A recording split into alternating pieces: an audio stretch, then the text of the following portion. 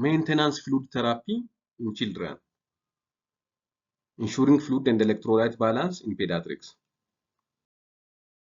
Children have a higher percentage of total body water and a faster metabolic rate, making them vulnerable to dehydration and electrolyte imbalance. That is why maintenance fluid is important in children. It is used for hospitalized children who cannot tolerate oral fluids to meet their daily physiologic fluids and electrolyte requirements. Maintenance fluid is intravenous fluids containing water, glucose, and electrolytes to replace normal daily losses. The primary goal is to maintain homeostasis, not to correct pre-existing deficits or address ongoing excessive losses. This is the most widely adopted method for estimating maintenance fluid volume based on a child's weight. It's called Holiday-Segar method. The first is calculations based on hourly rate. The first 10 kg is 4 ml per kg per hour. Next 10 kg, from 11 to 20 kg, it is 2 ml per kg per hour. Above that is 1 ml per kg per hour. So this is a hourly rate method of estimating maintenance fluids. For example, if the weight of child is 22 kg, the first 10 kg is 4 ml per kg per hour. 4 ml per kg times 10 plus 2 ml per kg times 10 plus 1 ml per kg times 2. 40 plus 20 plus 2 is 62 ml per hour. The other method is based on daily rate, the 24-hour equivalent of the 4-to-1 rule. The first 10 kg in the daily volume is 100 ml per kg per day. Next 10 kg is 50 ml per kg per day. Then above 20 kg it is 20 ml per kg per day. For a 22 kg child as an example, 100 ml per kg times 10 plus 50 ml per kg times 10 plus 20 ml per kg times 2, which is around 1540 ml per day. So this is a body weight method for calculating maintenance fluid volume and rate on per day and the hourly rate.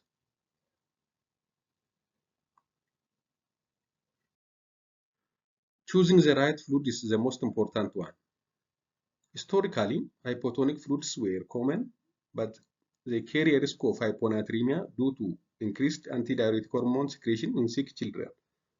So AAP recommends isotonic fluids with sodium between 131 to 154 with appropriate dextrose and potassium for children 28 days to 18 years. So the standard composition is sodium, normaliness with 5% dextrose or ringer lactate with 5% dextrose, and potassium is typically added unless contraindicated, such as if there is renal failure or hyperkalemia. And 5% dextrose is usually included to prevent starvation ketosis and hypoglycemia. The neonates may require 10% dextrose. So the standard composition is isotonic fluids with sodium between 131 to 54, potassium and glucose. There are special considerations. The first is infants and the neonates. Fluid requirements vary by age, especially in the first few days of life. In the first 1 to 2 days, minimal or no sodium is given until diuresis and weight loss occur. The other is post-surgical patients. They can have increased ADH secretion, leading to water retention, so we should have to monitor closely for fluid overload. The other is altered insensible losses. In this case, adjustments are needed for conditions that increase or decrease insensible water loss, such as fever, burns, or humidified air. Renal impairment requires careful fluid and electrolyte management. The potassium may need to be withheld. After starting maintenance fluid, monitoring is very important. Clinical monitoring and the laboratory monitoring. Clinical assessment include monitoring vital signs such as heart rate, BP, and also assessing for signs of dehydration, such as sunken eyes, capillary refill, or checking for So fluid overload, such as edema. Laboratory monitoring include measuring plasma electrolytes and the blood glucose at the start of IV therapy and at least every 24 hours. In unwell children, more frequent monitoring might be necessary. Fluid balance chart is important. Meticulously record all fluid intake and output. And also body weight. Daily weights are the most reliable indicator of fluid balance. So as a summary, use the Holiday-Segar method for calculating maintenance fluid rates.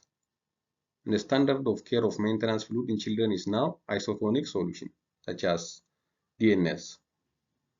Regularly monitor serum electrolytes, glucose, and the fluid balance. Adjust fluid management for special circumstances like neonates, post-operative patient, or renal dysfunction. Prioritize the intra-route for hydration whenever possible. Thank you for listening.